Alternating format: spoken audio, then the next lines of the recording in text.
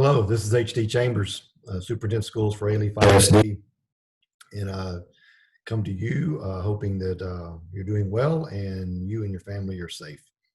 I want to spend a little bit of time today following up on some of the announcements that we have made over the last 7 days, I guess, going back to last week when I made my comments on my weekly video about our desire to start our school year virtually with a phasing in of in-person school, and we're still of that opinion. We have been more public and had more conversations about that with some continuing work on some details. But I wanted to come to you and give you a little bit more information, a little bit more clarity on a couple of things related to the virtual opening that we're preparing for. Again, as usual, I'm gonna look down a little bit, but I got a couple of notes I want to make sure that I cover. First of all, I want to clarify what when I say 100% virtual, what that means. It does mean 100% virtual, and what gives me confidence in saying that is that based on all of our data and all of the survey results and all the information that we have. We feel very confident that we have enough devices, meaning tablets, things of that nature, and enough internet connectivity hotspots to provide all families that are in need. And so unlike the spring where we had gaps in families, we feel very confident that we have the ability to meet those needs as we begin and open the school year open virtually. The second thing that I want to talk about related to the virtual opening, again, has to do with some of the thought processes the board and I had was just the general health, the conditions of what's going on in our community and across the greater Houston area. And as I mentioned last week, the data does not look good, and it is not anticipated to look good for a while. And I just can't see how bringing a large number of students and a large number of adults, staff members into a school is going to help with the slowing of the spread of the virus, and not only in our district but in our community. So the confidence in the technology and the concern, the general concern that I have with the health related issues in the A-Leaf community in Southwest Houston are paramount in my mind on the decisions that I've made so far. I want to be clear about the timeline of the virtual because last week I wasn't sure. And yesterday, Tuesday of this week, the Texas Education Agency released some guidelines that many of you are aware of. And while I'm not going to go into detail on all those guidelines, there are a couple of specific issues that will impact our future decision making. One is that the agency has basically stated that a school district who chooses to open the school year in a virtual environment like we're talking about can only maintain that virtual environment for up to 3 weeks, no more than 3 weeks. So in this case, the fourth week of school, we would have to begin allowing those students, those families who have asked for in-person learning, we would have to start phasing those students in or bringing those students in for in-school learning. And we are, as you know, we're collecting survey information right now from parents, and I'm going to talk about that in 1 second.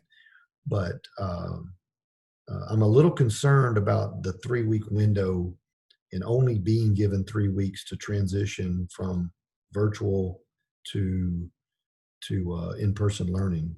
I'm also concerned that 3 weeks isn't nearly a long enough time for us to have a clear indication of what the virus is doing or not doing. We're obviously going to be working with our health officials here locally. We have been and will continue to listen to their guidance. But the 3-week time frame that the agency has provided for us to be able to provide virtual learning for those 3 weeks is a little concerning to me. And I want you to know, anyone watching this, I want y'all to know that a group of superintendents has made a formal request to the state of Texas, both the commissioner and elected officials, respectfully asking them to reconsider this 3-week window and expand it if we need it. Uh, I want to be really clear about this. I am not um, under any illusion that we're going to maintain virtual learning for all students all year.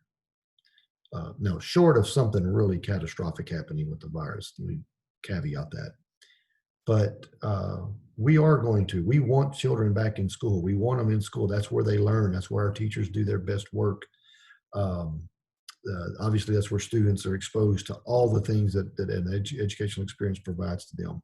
And I want them in school as fast as I possibly can get them in a safe and healthy way for both them and their teachers and their staff. So this 3-week buffer, if you will, I want to be sure that everyone is aware that when I say virtual to open the school year up, I'm not referring to the end of for the entire school year. I'm not even referring right now for the first semester. Based on the TEA guidelines, I'm referring to the first 3 weeks.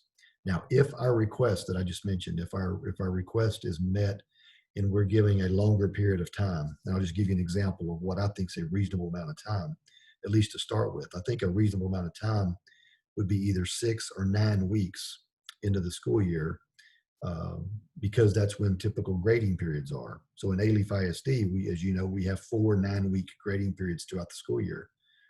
It would make sense to me that we be given the authority, the board, myself, would be given the authority or at least the option, if need be, to expand or extend our virtual learning for up to either 6 or 9 weeks. So that's kind of the big ask that we made of the state today, and we hope to get a response as soon as possible. So I just want to be clear about what the opening virtually means in terms of timing. It means, at least right now, it means for 3 weeks, and then we begin bringing in students for in-person learning. Our campuses and our principals and everyone, our reentry task force is working on this model, and everyone is fully aware of what the challenges are, to say the least. So hopefully that gives a little bit more clarity than what I provided last week on what it means 100% virtual. I want to remind everyone, both staff and parents, that we have 2 sets of data collecting processes going on right now. For parents, we have a re-registration form, if you will, re-enrollment. And I know that may be confusing, but please let me try to explain. Even though I've said we're going to start virtual, and we are, we still need your opinion, at least as it is right now, as to when we do open up for in-person school. What would you prefer based on what you know right now? Would you prefer for your child to remain being taught virtually, or would you prefer for your child to go to school? Now that may not happen until, like I said earlier, maybe the 4th week of the year or the 5th week or whatever time frame that we feel is appropriate and safe.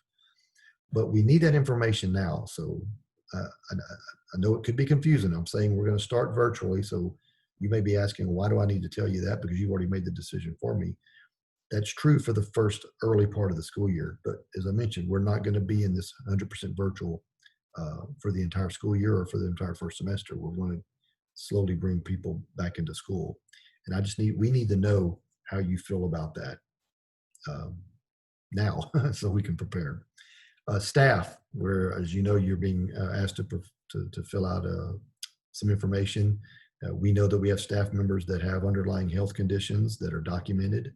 We know that some staff members are pursuing these documentations. I appreciate every one of you that have submitted the form to our Human Resources Department and our Benefits Department so they can review and work individually with you so that we put you in the best environment and the most safe environment we possibly can. But I also want to let everyone know that at some point we all are going to have to begin coming back to work for those that don't have underlying conditions or don't meet any of the health officials' guidelines for an underlying condition based on your health. And we will be working with staff members on that as we begin opening up in the future. Last but not least, our health and safety guidelines are almost wrapped up. It will come as no surprise to anyone. I've been saying this for several weeks now, that it's going to, it's going to include for staff and for students multiple measures related to the social distancing, related to wearing masks, related to obviously hand sanitizing and that type of thing, the cleaning of our facilities, temperature checks, self-reporting, self-screening. Yesterday during TEA's announcement, if you will, they had some guidelines that fall under the governor's declaration orders right now, which is everyone above the age of 10 must wear a mask in public settings, except for a handful of settings. Um, we will we are in the process of wrapping up and fine tuning all of these requirements we're going to be put in place, and the process we're going to use to address it um, either at the end of this week or early next week, in plenty of time for people to be prepared and to understand what we're asking. Um, so that's where we are with safety and health. We're that's in front of our minds for almost every decision we're making right now. So hopefully this was helpful a little bit on clearing up what 100% virtual really means and for how long it really means, and also attempting to clear up a little bit about the surveys and the re-enrollment or the re-registration forms for parents.